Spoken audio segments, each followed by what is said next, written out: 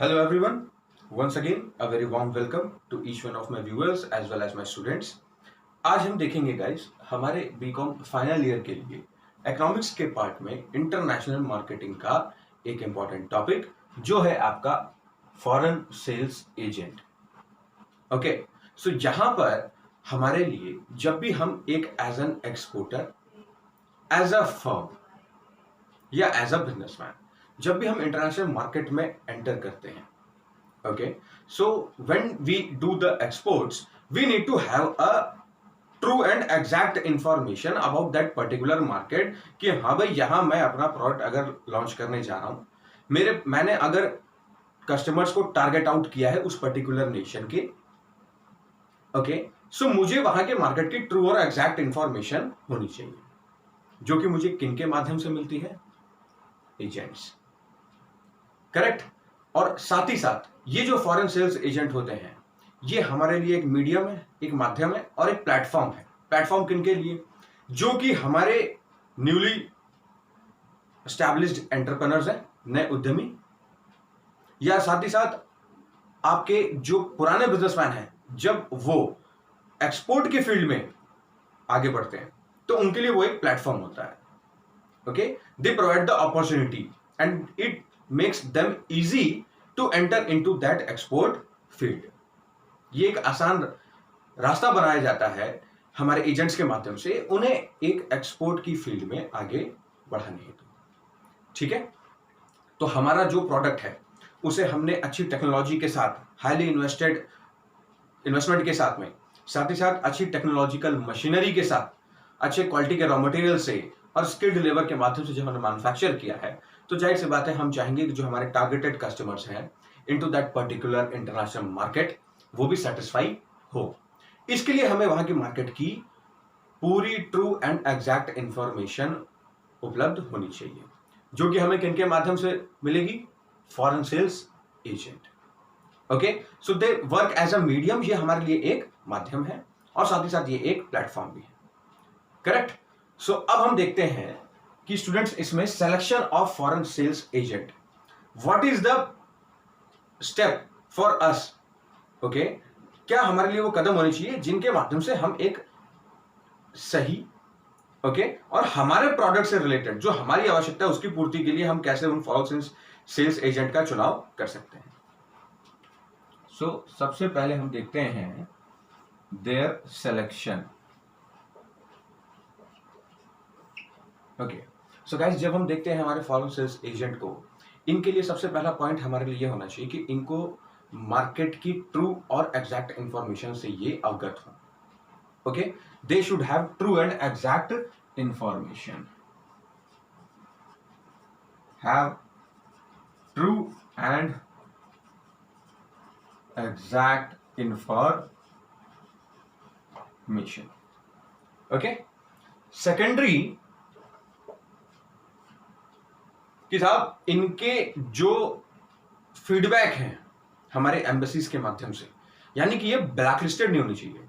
अगर ये ब्लैकलिस्टेड हैं दोनों एम्बेसीज के लिए, फॉर एग्जांपल हमारे देश की जो एम्बेसी है जो वहां पर वर्किंग कर रही है उनको, और वहां की जो लोकल और एम्बेसीज हैं उनके माध्यम से इनकी अगर ब्लैकलिस्टेड होने की इंफॉर्मेशन हमें हासिल हो तो हमें इनका चुनाव नहीं करना है। They should not be blacklisted from the same, यानी कि they should not be blacklisted. Correct.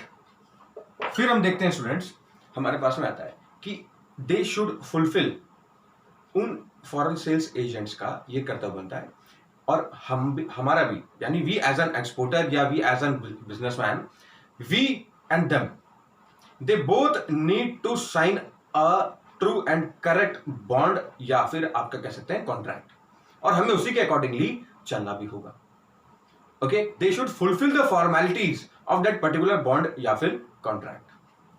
सो ये हमें मिल गया हमारा तीसरा पॉइंट,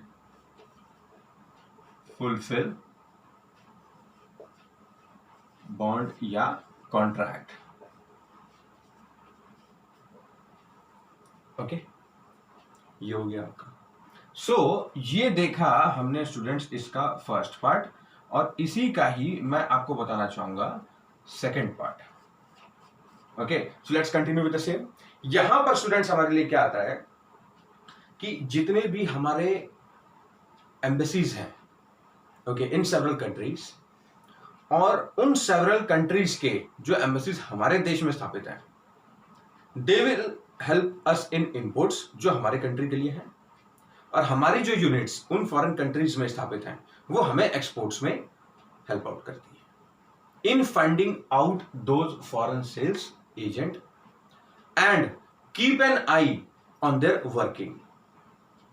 ओके, यानी कि किसी भी प्रकार का आपका XYZ फ्रॉड, फ्रैजरी या फिर non fulfilment of the bond या कॉन्ट्रैक्ट ना होने पाए, ये हमें कूल रिलेटली अपने लिए भी लेके चलना है और उन फॉरेन सेल्स एजेंट के लिए भी लेके चलना है। ओके, एक हमारे पास में देखिए संस्था है international union of commercial agents.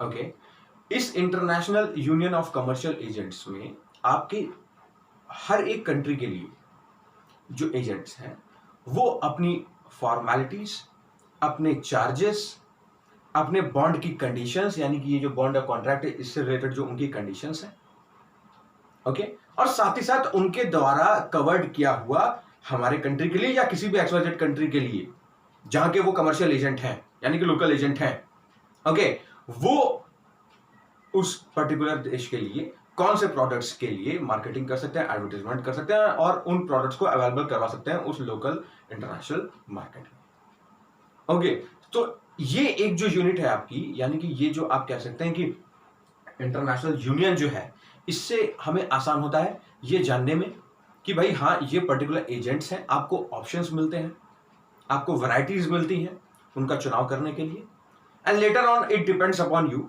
how to select them, okay, and what should be the conditions of your bond and contract, okay. So इनका सिलेक्शन आप कर सकते हैं सेकेंडरी कैसे, इंटरनेशनल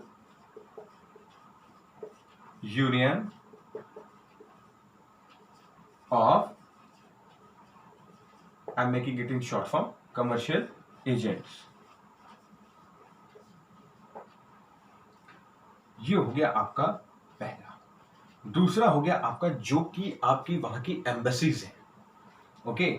एम्बेसीज आपको गाइस सेकेंडरी फॉर्म में बहुत ही आप ये कहते हैं कि अपडेटेड इंफॉर्मेशन प्रोवाइड करवाती हैं, ओके। बहुत सारे एजेंट्स ऐसे हैं, आपसे चार्जेस लेने के बाद में आपने पे कर दिया, आपका XYZ कॉन्ट्रैक्ट और बॉन्ड भी रेडी है, लेकिन आपका प्रोडक्ट उस तरीके से मार्केट में नहीं लॉन्च किया जा रहा है जो कंडीशंस आपको before signing the bond and the contract was told. So आप वहां रीच आउट कर नहीं सकते, ओके। आपकी एम्बेसीज आपको हेल्प आउट जरूर कर सकती हैं, so you need to have a trust on them and you should keep an eye on them, okay. So ये है वो एम्बेसीज जो आपको हेल्प आउट करती हैं उनके वर्किंग से related, okay, and in the fulfilment of the bond and contract. Okay guys, so this was a short lecture of mine on foreign sales agent. Okay, so kindly prepare the notes, note it down and have a nice day. Thanks.